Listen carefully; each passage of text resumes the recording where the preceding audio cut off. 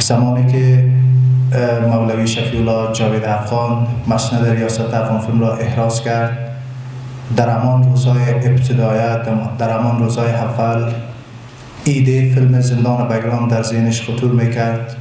هر روزگاهی با ما صحبت میکرد. سرانجام به من دستور داد که فیلم مستند زندان بگرام را تولید کنم. من با جبین گشاده دستورشان را پذیرفتم و پس از رایزنی با برخی دوستان تکنیکی رهسوار و آماده شدیم به خاطر تولید فیلم زندان بگرام.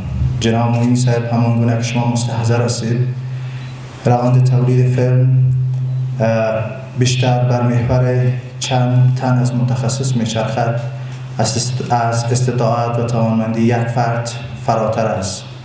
ما در آن زمان با کمترین تسهیلات و تجهیزات و کمترین زمان توانستیم مستند فیلم زندان بگرام را با تشریک مساعی دوستانی که در این روند با من همکار بودند تولید کردیم. خوشبختانه پس از 6 ماه یا 8 ماه بعد فیلم زندان بگرام به اتمام رسید. امروز قرار است به شما به نمایش گذاشته شود.